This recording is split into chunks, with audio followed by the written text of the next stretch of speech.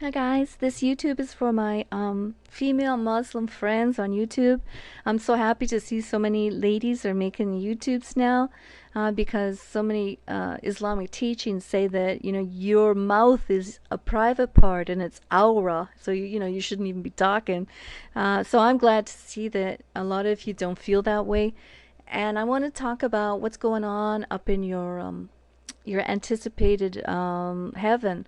Many Muslims are excited to get up there, anticipate, having things like 72 virgins and, getting busy. And, this is apparently, even Muslim men are killing themselves for, right? So I want to know what you're going to do and, who's the whores up there? Are you, lots to talk about. Anyway, let's start here. I'll make another YouTube later just talking about the Horus and Jannah and stuff. This one here says Ibn Kathir mentions Muhammad is saying that men in heaven would have sex with 100 virgins in a day. And, what do you Muslim ladies think about that? Are you happy that your husbands are going to be off doing that kind of stuff? I don't know. Anyway, you tell me, let me know in comments, all right? In another version of the hadith, Muhammad is reported to have said, in paradise, the believers will be given such and such strength for women. Anas said, I asked, oh, Allah's messenger, will one be able to do that? And he said, he will be given the strength of 100 men. Rawr. I guess it's rawr for some of you Muslim women, but maybe other women, they anticipate, you know, more out of heaven than just the animal actions that men, crave here on earth. I don't know. Okay, so you can let me know what you think. Some companions of Muhammad are reported to have said that the men in heaven will be busy deflowering virgins.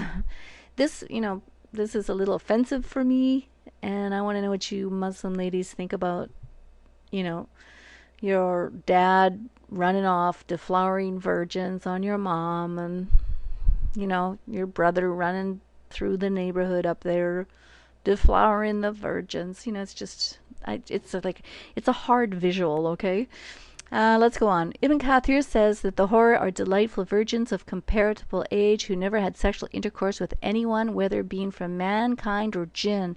This is very interesting, because I read hadiths here that Muhammad said that jinns, they float around the ceilings of your houses, and I think it's frightening for you Muslim ladies. I mean, what happens if you're watching TV? You've got a horror show on, you look up, there's a jinn staring at you from the ceiling. I don't know, it would just be like a nightmare. I want to know if any of you ladies have experienced that. And what's it feel like? The other thing is Muhammad said that jinns can come into your bedrooms and they can have sex with you. And this is like a big shock for me to even read that. So I want to know, have any of you Muslim women, have you had sex with jinns? And I'm not getting personal about this. I want to see about, we should get a network happening and counseling, and, we should open this up for a lot of dialogue, because it would be a traumatic experience. I'm sure that, women would want to get some support services for something crazy like this thing. I mean, whew, imagine. So let's have dialogue, guys. Post me dialogue in my YouTube and let's talk about it. Before their husbands. Let's move on. By commenting in their life after they become old in this life, they were brought back while virgin, youthful, being delightfully passionate with their husbands, beautiful, kind, and cheerful. I took this as an insult when I read this, because aren't you already beautiful? Aren't you already kind and cheerful and passionate? I mean, wow, why do they have to put delightfully in there? It's almost as if this is a word inserted for the guy's benefit, for sure. Just what do those men want? They want a delightfully passionate woman. I don't know. I think it's an insult because, here Allah is going to refashion you this way. And yet I read hadith where Muhammad, he said that he looked into hell and he saw that most of the inhabitants were women. and they were there because they were ungrateful to their husbands. And I thought that that was kind of nasty. But I read other hadiths that said that a woman, a Muslim woman, she should prostrate before her husband, even before her God. She should even lick his nose. And I read that Muhammad, he said that women are deficient in the mind and in the religion. Like really knocking you guys. I don't know. You guys tell me what you think about that. Let's read on. Each time we sleep with a whore, we find her virgin. Besides, the penis of the elected is never softens. Okay. No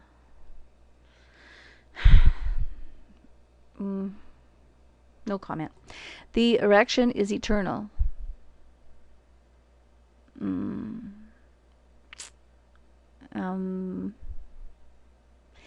The only thing I could say about this is, did this come from some man's mind? Like, did Muhammad just think of these things all the time? Because the only thing it reminds me of a hadith, he said that it will rain sperm up in heaven. I don't know. I want your opinion, you ladies, because I'm a Christian, and as I said, I'm not going to this heaven.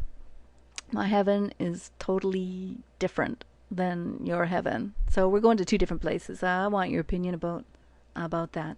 Let's go on. The sensation that you feel each time you make love is utterly delicious and out of this world. And were you to experience it in this world, you would faint. Okay. This is for the guys, obviously, because I guess they're going to be so excited. It's going to be so powerful up there that they would faint if they had it here on earth. Whoop-de-doo. Now I can see why your men are so excited to get up there. Anyway, let's go on. Each chosen one will marry 70 whores besides the women he married on earth, and she will have appetizing vaginas. Okay. I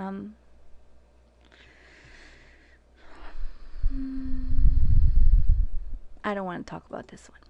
In another place, Ibn Kathir emphasizes the literal nature of sexual intercourse in paradise by another hadith. The Prophet, peace be upon him, was asked, do we have sex in paradise? He answered, yes, by Satan, who holds my soul in his hand, and it will be done, the intercourse will be done with much shove and disturbance. So you're going to even have violent sex up there.